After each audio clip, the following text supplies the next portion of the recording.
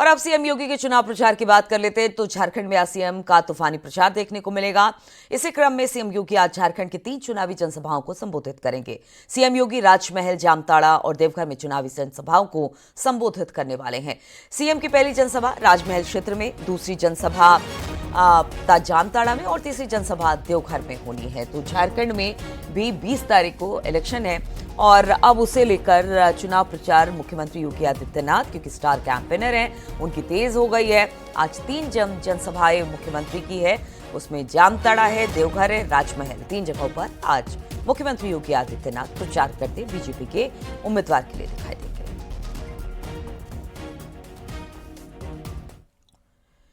SP अध्यक्ष अखिलेश यादव आज मुजफ्फरनगर के मीरपुर में रोड शो करेंगे। वो मीरपुर विधानसभा उपचुनाव में एसपी उम्मीदवार सुब्बुल राणा के पक्ष में आयोजित रोड शो में शामिल होंगे।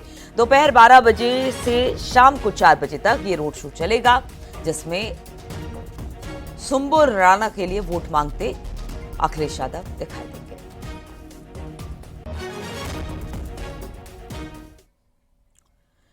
यूपी विधानसभा उपचुनाव के लिए प्रचार का आज आखिरी दिन है। आज शाम प्रचार का शोर थम जाएगा। 20 नवंबर को सभी 9 सीटों पर वोट डाले जाएंगे और 23 नवंबर को काउंटिंग होगी। फूलपुर, गाजियाबाद, मंझावा, खैर, मीरापुर, सिसामऊ, कटहरी, करहल और कुंद्रकी विधानसभा सीटों पर उपचुनाव होना है, जिसको लेकर बीजेपी, एसपी, बीएसपी समेत जितने भी दल हैं, सभी ने अपनी अपनी ताकत झोंक रखी है।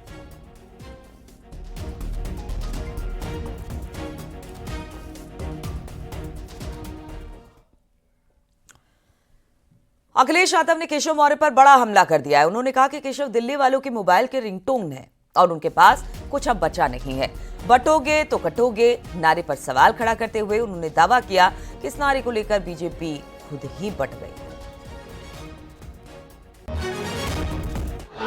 दिल्ली वालों के मोबाइल के रिंगटोन है वो, और उनके पास कुछ बचा नहीं है। सच्चाई ये है कि मुख्यमंत्री जी ने बांटो और कांटो का नारा जो दिया, बांटो, वो अंग्रेज़ों के विचारों से मिलता हुआ दिया उन्होंने।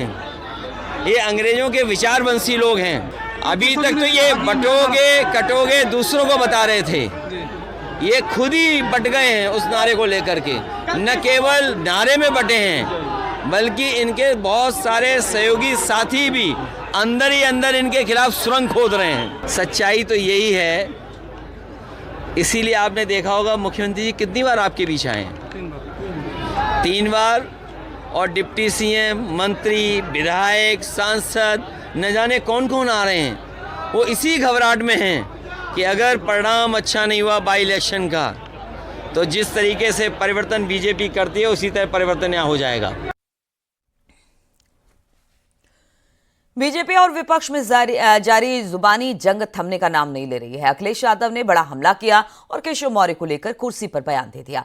केशव मौर्य ने कहा कि लगता है कि अखिलेश बीजेपी में आना चाहते हैं। सीएम योगी पर भी अखिलेश ने निशाना साधा। साधु संत को लेकर टिप्पणी करने पर केशव मौर्य ने अखिलेश को जवाब दिया। अखिलेश के बयानों पर केशव प्रसाद मौर्य ने पलटवार किया, जिसके बाद अब सियासी माहौल गर्मा चुका है।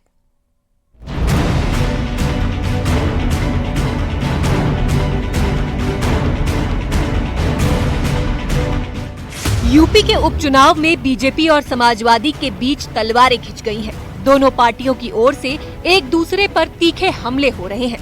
यूपी के डिप्टी सीएम केशव प्रसाद मौर्य और अखिलेश यादव के बीच जबरदस्त जुबानी जंग जारी है। केशव मौर्य ने मिर्जापुर में कहा कि अखिलेश यादव इतने हताश हो गए हैं कि वो बीजेपी में आना चाहते हैं। इससे पहले अखिलेश यादव ने कहा था कि यूपी के डिप्टी सीएम कुर्सी तक पहुँचने के लिए सुरंग खोद रहे हैं। हमारे मुख्यमंत्री जी अंदर ही अंदर समाज में बारूद की सुरंग खोद रहे हैं। भाई डिप्टी सीएम भी अंदर ही अंदर कुर्सी तक के लिए सुरंग खोद रहे हैं। समाजवादी पार्टी का सूर्यास्त हो रहा है, उनका जहाज डूब रहा है। वो कोशिश कर रहे हैं कि भारतीय जनता पार्टी की सदस्यता लें, लेकिन मैंने कहा है कि उस सदस्यता लेने के लिए आपको हमारे राष्ट्रीय अध्यक्ष जेपी नड्डा जी से संपर्क करना पड़ेगा। लेकिन शर्त एक रहेगी, कोई गुंडा, कोई अपराधी, कोई माफिया, कोई दंगाई, कोई भ्रष्टाचारी नहीं लिया जाएगा। अगर वो भाजपा की सदस्यता लेने की तैयारी कर रहे हों, इतने बौखला गए हों, हार की हताशा के गर्त में इतने डूब गए हों, वैसे समाजवादी पार्टी का न वर्तमान है न भविष्य है, वो समाप्तवादी पार्टी है। अखिलेश यादव ने सीएम योगी पर हमला बोला। अखिलेश ने कहा कि उन्हें सीएम योगी के अच्छे विचारों का इंतजार है। हमारे यहाँ संत चुप रहते हैं, लेकिन यहाँ सब उल्टा पुल्टा है। वहीं केशव प्रसाद मौर्य ने अखिलेश पर पलटवार किया है। केशव मौर्य ने कहा कि अखिलेश यादव को भी अच्छे लोगों की संगति नहीं मिली। मुख्यमंत्री योगी आदित्यनाथ एक संत हैं और एक संत का अपमान ना तो केशव प्रसाद मौर्य बर्दाश्त करेगा, ना ही देश और ना ही प्रदेश की जनता। हमें तो उम्मीद उनसे अच्छे विचारों की है। उनके विचार कैसे हैं? हमारे यहाँ संत महापुरुष चुप रहते हैं, लेकिन ये तो सब उल्टा पुल्टा है। हमारे महापुरुष संत जो हैं, खासकर हमारे मुख्यमंत्री जी, बोल ज़्यादा रहे हैं। इसलिए वस्त्र से नहीं, विचार से आप संत हो सकते हैं। और फिर इस तरह की भाषा का इस्तेमाल करना, समाज का सौहार्द, समाज जुड़ेगा और इनको हराएंगे। पीडीए से घबराए हुए हैं, पीडीए की घबराहट है, इसकी वजह से इस तरह की बात कर रहे हैं। अच्छे लोगों का संग नहीं मिला है। गुंडों, अपराधियों, माफियाओं, दंगाइयों के बीच में रहेंगे तो साधु संतों के बारे में उन्हें क्या बोलना है, क्या नहीं बोलना है, इस मर्यादा का उन्हें ध्यान नहीं रहता है।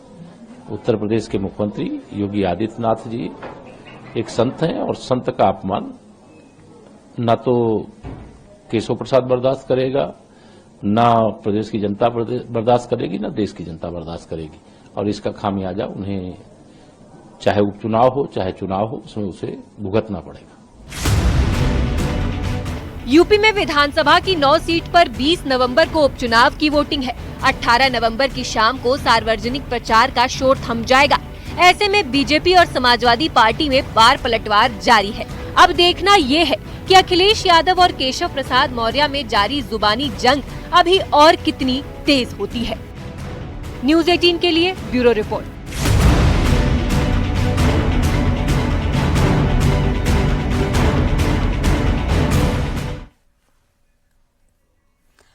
नगीना के सांसद चंद्रशेखर आजाद ने अखिलेश यादव पर बड़ा हमला बोल दिया। उन्होंने कहा कि 2022 में समाजवादी पार्टी से गठबंधन हो रहा था, लेकिन अखिलेश के अहंकार के चलते ऐसा नहीं हुआ और 2022 में उत्तर प्रदेश की सत्ता नहीं बनी। उन्होंने कहा कि आजम खान के चलते मैं अखिलेश यादव से जुड़ा हूं। आजम खान के कहने पर ही मंच पर दोबारा मिला था, वरना मैंने तय कर लिया था कि जिस आदमी को कद्र ना हो उसे दोबारा नहीं मिलूंगा। चंद्रशेखर आजाद आजम खान के परिवार से मिलने के लिए रामपुर पहुंचे थे। इसी दौरान उन्होंने ये बातें कही। तो याद है 2022 में हमारा अलायंस हो रहा था समाजवादी पार्टी से। At the last Samajwadi party के अहंकार की वजह से नहीं होगा, जिसकी वजह से आज उत्तर प्रदेश में सत्ता नहीं बदली। लेकिन मैं इसी मंच पे सिर्फ आजम भाई की वजह से उनसे जुड़ा। आजम भाई ने यहाँ उपचुनाव में मुझे बुलाया और इसी मंच पे अखिलेश जी से मैं दोबारा मिला, वरना मैंने तय किया था कि मैं अब दोबारा कोई गलती नहीं करूंगा। जो जिस आदमी को कद्र ना हो किसी की, उस आदमी के साथ नहीं जाना चाहिए। लेकिन आजम भाई की वजह से मैं दोबारा उनके साथ मैंने मंच साझा किया, सिर्फ इस वजह से क्योंकि वो मेरे बड़े हैं और उनका आदेश था ये मंच आपको साझा करना। नोएडा से खबर, जहां पर एनकाउंटर में 2 बदमाशों को गोली लगी है। दोनों बदमाशों पर 25-25 हजार का इनाम है। करीब 80 लाख की ज्वेलरी बरामद इनके पास से की गई है। बदमाशों से 1.5 लाख रुपए भी बरामद किए गए हैं। बंद घरों में चोरी किया करते थे, इन पर इस तरह के आरोप हैं। थाना सेक्टर 39 में इनका एनकाउंटर हुआ है। और मेरठ में सड़क पर गुंडाई का वीडियो वायरल हुआ है। कार से मामूली साइड लगने पर सड़क पर दबंगों ने कार सवार 2 युवकों की जमकर पिटाई कर दी। शहर के मुख्य चौराहे पर पुलिस बूथ से महज 20 मीटर की दूरी पर यह घटना घटी। वीडियो वायरल होने पर पुलिस का एक्शन दिखाई दिया। हो रहा है जिसमें 2 पक्ष आपस में मारपीट करते हुए नजर आ रहे हैं। पुलिस द्वारा इसका जब संज्ञान लिया गया तो ये थाना रेलवे रोड का पाया गया, जहां पर 2 लोग आपस में गाड़ी टकराने को लेकर विवाद हुआ था 2 पक्षों में, जिसके बाद इनकी आपस में मारपीट हुई थी। इन दोनों पक्षों को पुलिस द्वारा थाने पे लाया गया है और इसमें अग्रिम कार्रवाई की जा रही है।